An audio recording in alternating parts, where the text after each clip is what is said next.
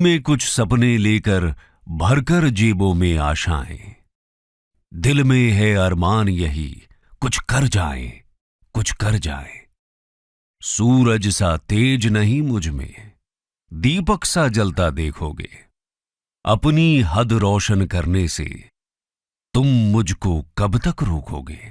दोस्तों, आज की कहानी जिस शख्सियत की है, उनका जीवन और व्यक्तित्व इन पंक्तियों में एकदम सटीक बैठता है। ऐसा लगता है कि मानो ये पंक्तियां उन्हीं के जीवन को बयां कर रही हूं। आज की कहानी गरीबी के जंजाल से निकलकर दुनिया के सबसे बड़े लोकतंत्र के नायक बनने तक के एक संघर्ष भरे सफर की है। यह कहानी घोर संघर्ष के आगे अटूट साहस की, अनपैरेलल्ड विक्ट्री की है। जी हां दोस्तों, आपने सही पहचाना। यह कहानी किसी और की नहीं बल्कि आजाद भारत में जन्मे भारत के पहले प्रधानमंत्री नरेंद्र मोदी की है। कहा जाता है कि आजाद भारत में पंडित नेहरू और इंदिरा गांधी के बाद इतना लोकप्रिय प्रधानमंत्री अगर कोई हुआ है तो वो है नरेंद्र मोदी।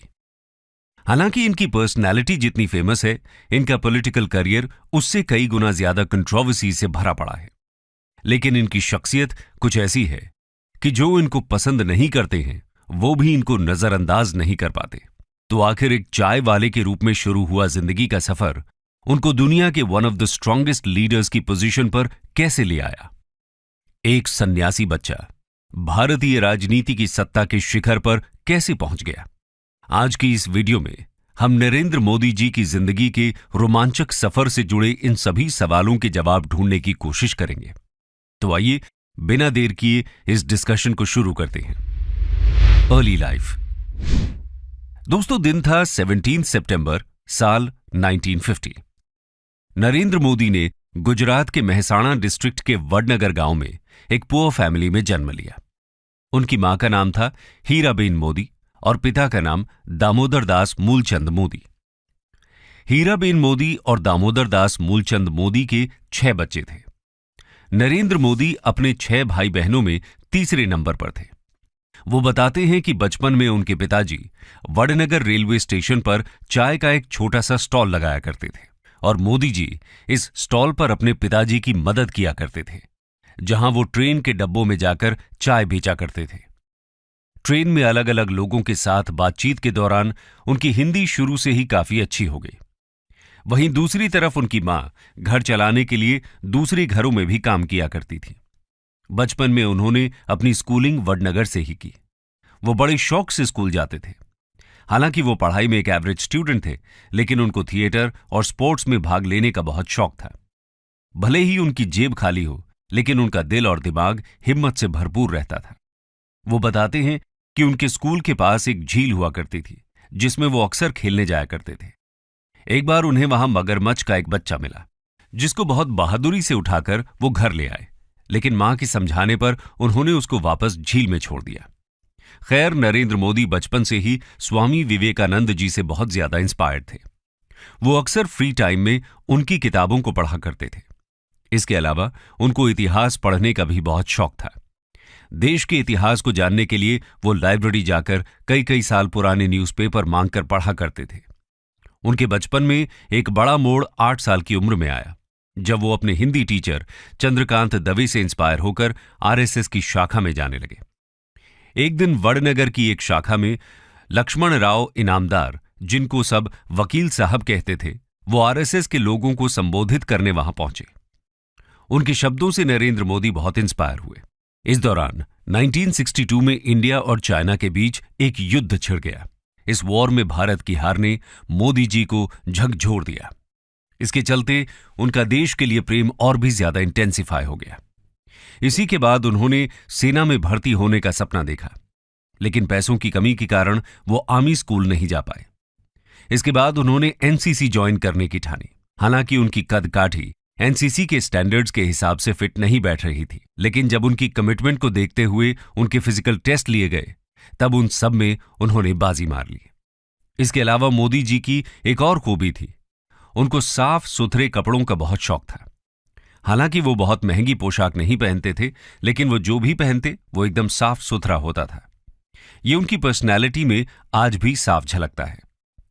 दोस्तों, इसी दौरान लगभग 13 साल की उम्र में उनकी शादी तय कर दी गई और 17 साल की उम्र में उनकी यशोदाबेन चमनलाल के साथ शादी कर दी गई। इस बीच उन्होंने देश के जवानों की भी खूब सेवा की।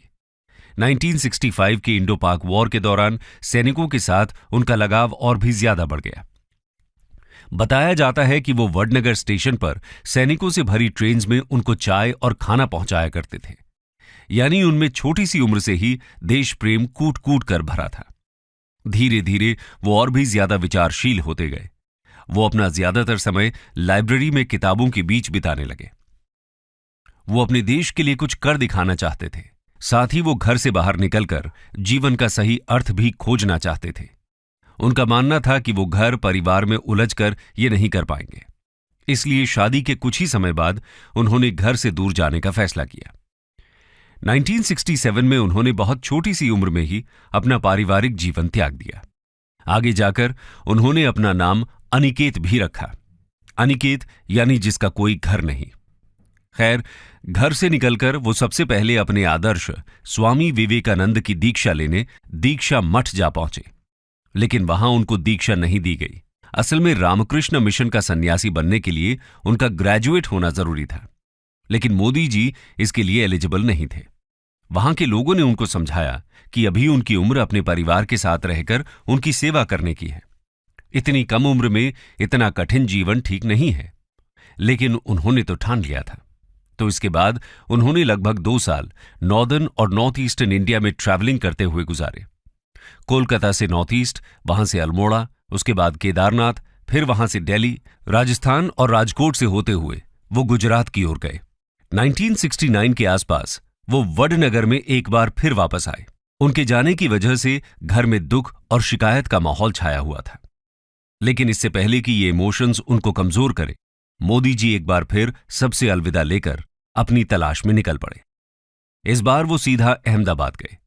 यहां उन्होंने कुछ दिन अपने मामा की चाय की कैंटीन पर काम किया। इस दौरान उनका आरएसएस के रीजनल हेडक्वार्टर्स में आना जाना लगा रहता था।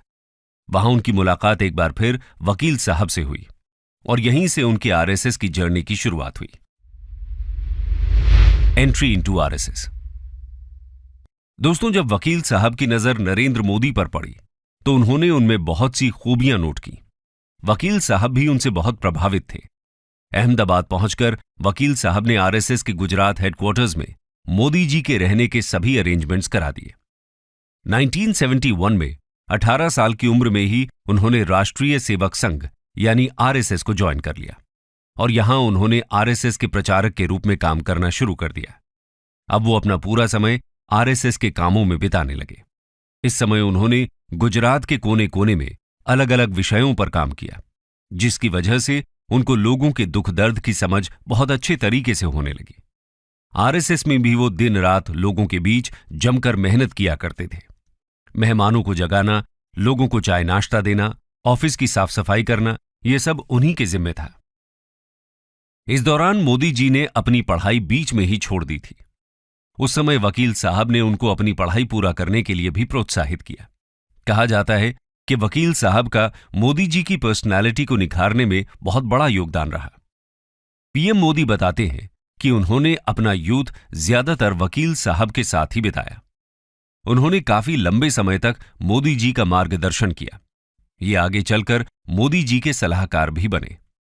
खैर, 1975 में देश में लगी इमरजेंसी के दौरान जब आरएसएस जैसी संस्थाओं को बैन कर दिया गया, उस समय भी मोदी जी अपने काम से पीछे नहीं हटे। उस समय उनको इस इमरजेंसी का विरोध करने की अहम जिम्मेदारी सौंपी गई। उन्होंने अपनी जिम्मेदारी को बखूबी निभाया। इसके बाद आरएसएस में उनका ओहदा पहले से कई गुना बढ़ गया।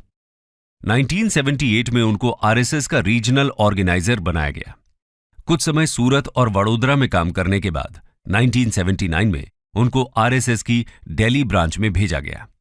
दिल्ली से वो कुछ समय बाद एक बार फिर गुजरात वापस लौटे।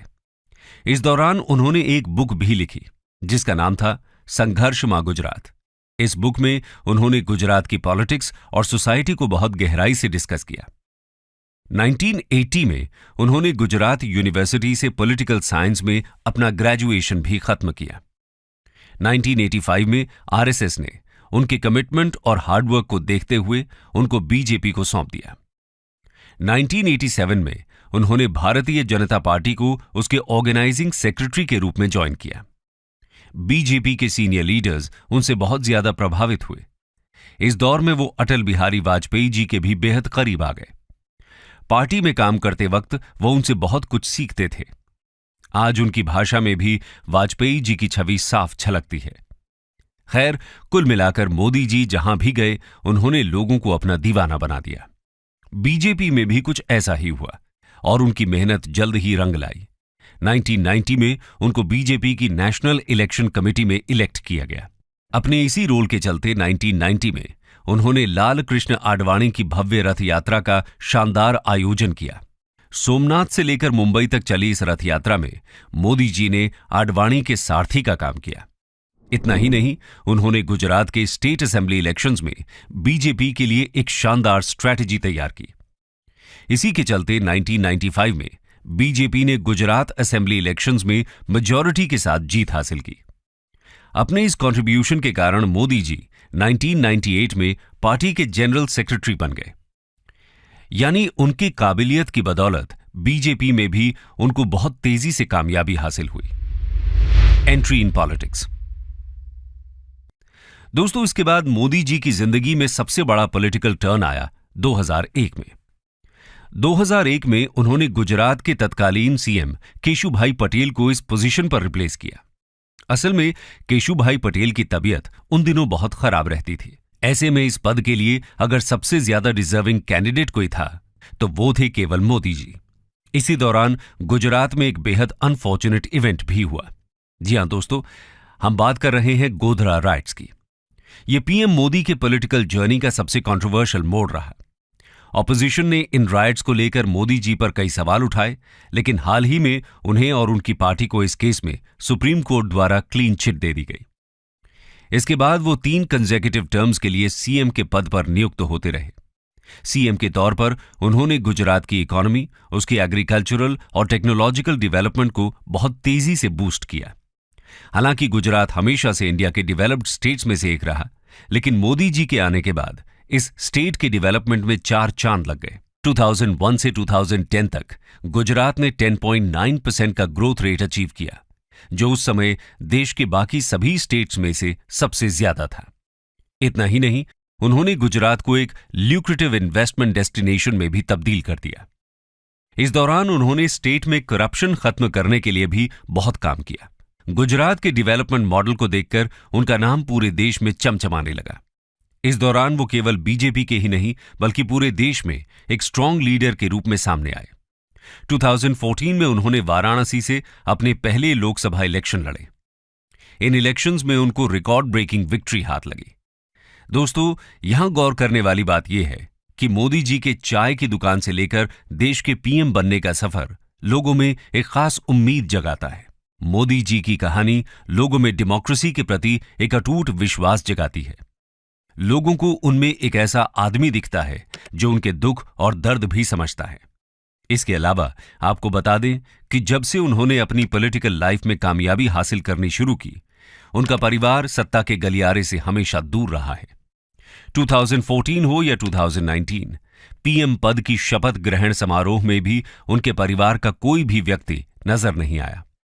वो कहते हैं कि पूरा देश ही उनका परिवार है। देश का हर नागरिक उनका भाई और बहन है। उनका जो कुछ भी है वो सब कुछ उनके देशवासियों का है और अपने देश के सिटीजन्स के साथ उनका यह अटूट कनेक्शन आज उनकी सक्सेस की सबसे बड़ी वजह है। ये नरेंद्र मोदी पर लोगों का संपूर्ण विश्वास ही है, जिसकी वजह से 2014 और फिर 2019 में देश की जनता ने उन्हें वोट्स के मामले में पूरी दुनिया में सबसे ज्यादा मत देकर विजयी बनाया है। अगर हम उनके 8 साल के कार्यकाल पर नजर डालें तो उन्होंने demonetisation, GST, surgical strikes, article 370 का एब्रोगेशन और देश के लिए ऐसे कई महत्वपूर्ण डिसीजंस लिए जिनके बारे में सोचना भी नामुमकिन सा लगता है। ये बात झुठलाई नहीं जा सकती कि पीएम मोदी ने हमेशा खुद को एक स्ट्रांग डिसीजन मेकर और रिस्क टेकर लीडर की तरह ही जनता के सामने प्रस्तुत किया है। और केवल इंडिया ही नहीं, आज पूरी दुनिया के बड़े बड़े लीडर्स मोदी जी के साथ एक ऐसी इक्वेशन शेयर करते हैं जो शायद ही इंडिया के किसी और पीएम के साथ शेयर की गई। जब भी वो किसी देश में किसी बड़े इवेंट के लिए जाते हैं तो वहां की गवर्नमेंट और लोगों के बीच उनको लेकर जो क्रेज देखने को मिलता है वो उनके इसी यूनिक चार्म का जीता जागता उदाहरण है।